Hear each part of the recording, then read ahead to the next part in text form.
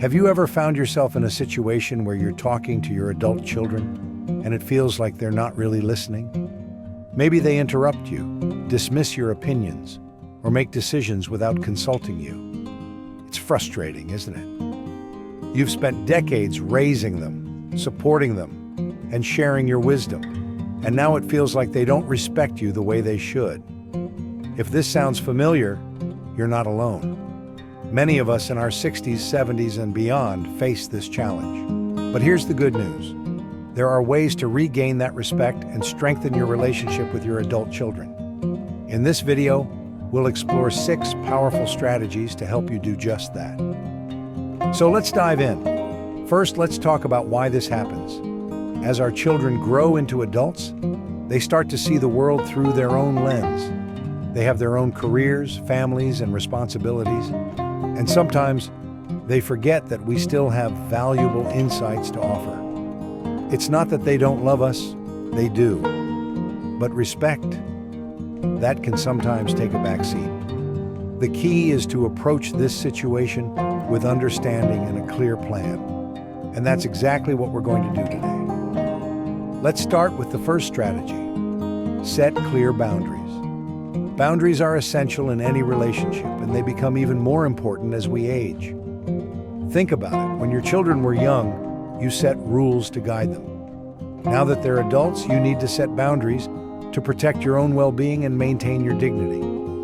For example, if your child constantly interrupts you or talks over you during conversations, it's okay to say, "I'd appreciate it if you let me finish my thoughts before responding." This isn't about being confrontational. It's about showing them that your voice matters. And when you consistently enforce these boundaries, they'll start to take you more seriously. Now let's move on to the second strategy. Lead by example. Respect is often earned, not given. If you want your children to respect you, show them what respect looks like.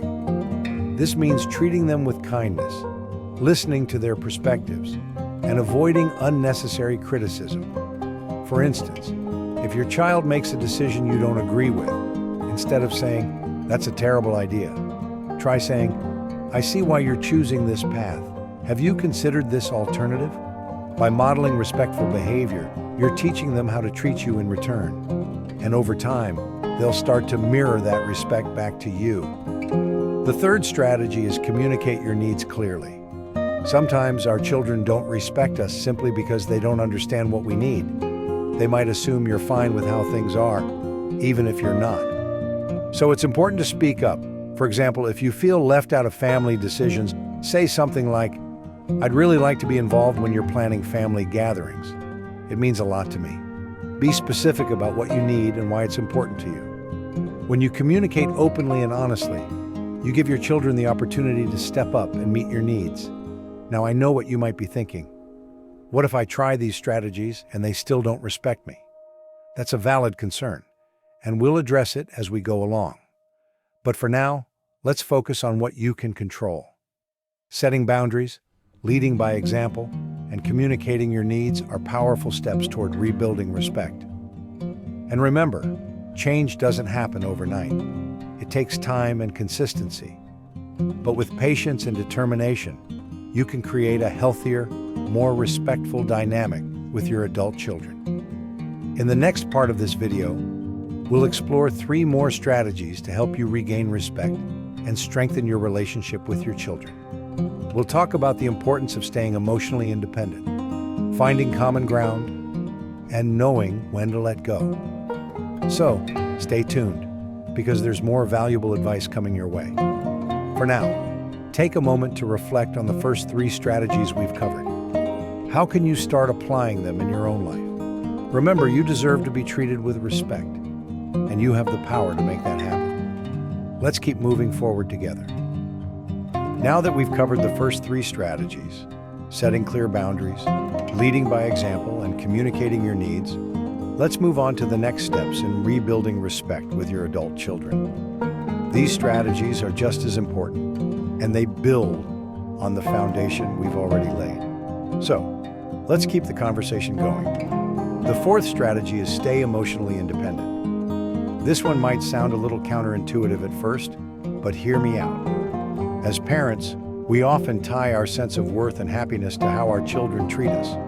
If they're respectful and attentive, we feel good. If they're dismissive or distant, we feel hurt. But here's the thing. Your value doesn't depend on their actions.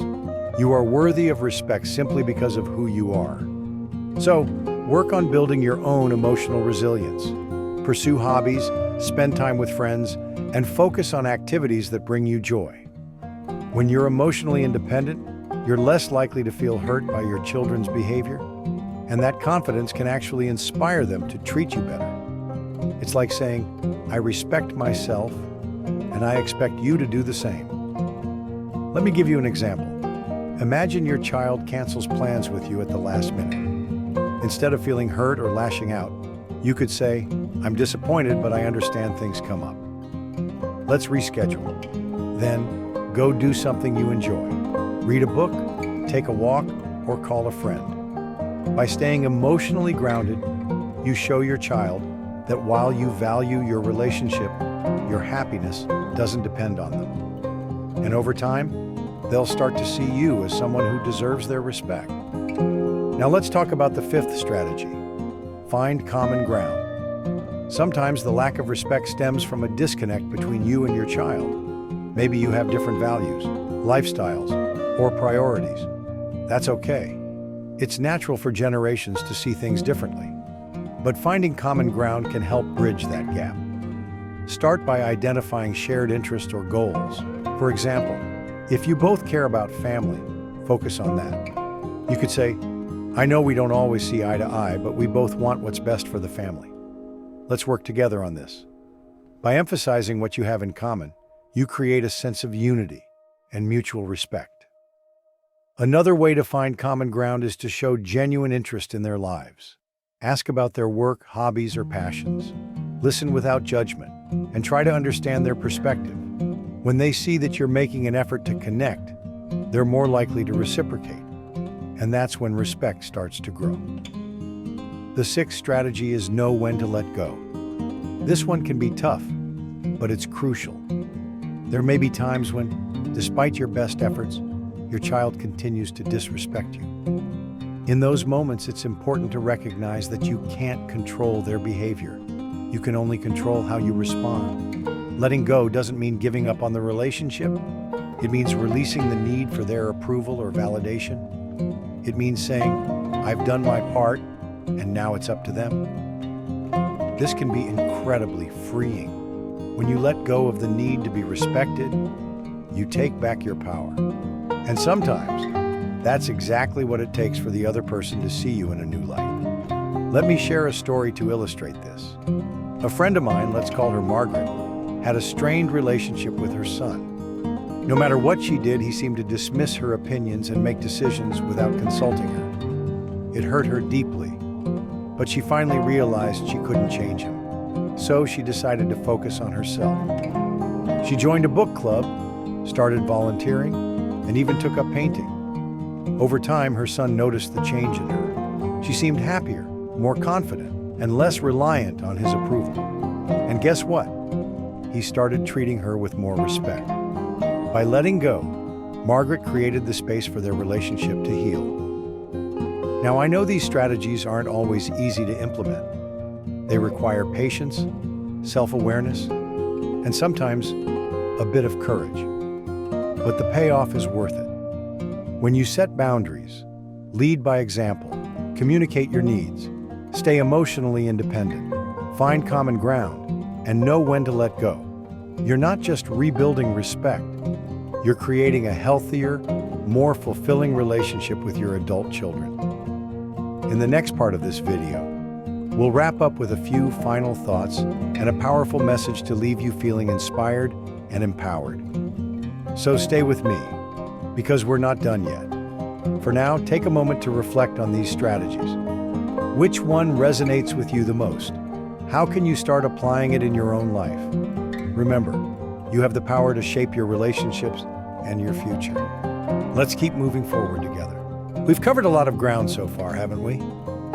From setting boundaries and leading by example to staying emotionally independent and finding common ground, These strategies are all about empowering you to rebuild respect in your relationship with your adult children. Now let's bring it all together with a few final thoughts and a message to leave you feeling inspired and ready to take action. One thing I want to emphasize is that this journey isn't just about changing how your children treat you. It's also about changing how you see yourself. Respect starts from within.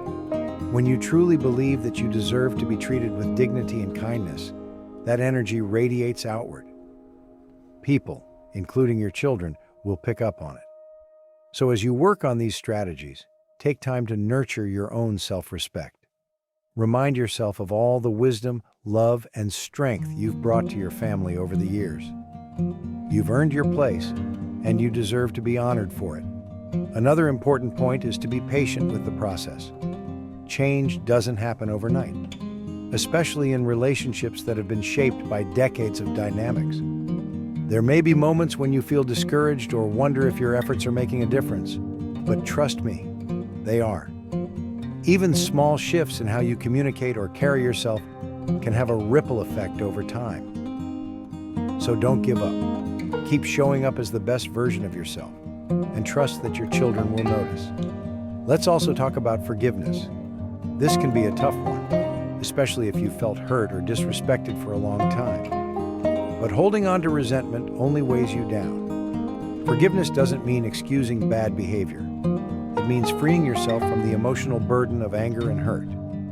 When you forgive, you create space for healing and growth, both for yourself and your relationship with your children. It's a gift you give yourself, and it can open the door to a brighter, more respectful future. Now, I want to leave you with a story that illustrates the power of these strategies. A viewer of this channel, let's call her Linda, shared her experience with me. She had been feeling increasingly disrespected by her daughter, who would often make decisions without consulting her and dismiss her opinions. Linda decided to try some of the strategies we've talked about. She started setting clear boundaries, like saying, "I'd appreciate it if you asked for my input before making plans that affect me." She also worked on staying emotionally independent by focusing on her own hobbies and friendships. Over time, her daughter began to notice the change. She saw Linda as someone who was confident, self-assured, and not afraid to stand up for herself. And slowly but surely, their relationship began to improve. Linda's story is a reminder that change is possible, even when it feels difficult. As we wrap up, I want you to remember this. You are not alone in this journey. Many of us are navigating similar challenges, and there's strength in knowing we're all in this together. You have the power to shape your relationships and your future. It starts with small, consistent steps, setting boundaries, leading by example, communicating your needs, staying emotionally independent, finding common ground, and knowing when to let go. Each of these strategies is a tool in your toolbox, and you can use them to build the kind of relationship you deserve. Before we go, I'd love to hear from you. Have you tried any of these strategies in your own life? What's worked for you, and what challenges have you faced? Share your thoughts and experiences in the comments below. Your story could inspire someone else who's going through a similar situation. And if you found this video helpful, please give it a thumbs up and subscribe to the channel for more tips and advice on living your best life after 60. Remember, age is just a number. It's never too late to create the life and relationships you want. Thank you for being here and for taking the time to invest in yourself and your relationships. Here's to living with respect, joy, and purpose, no matter what age you are. Until next time, take care and keep shining. You've got this.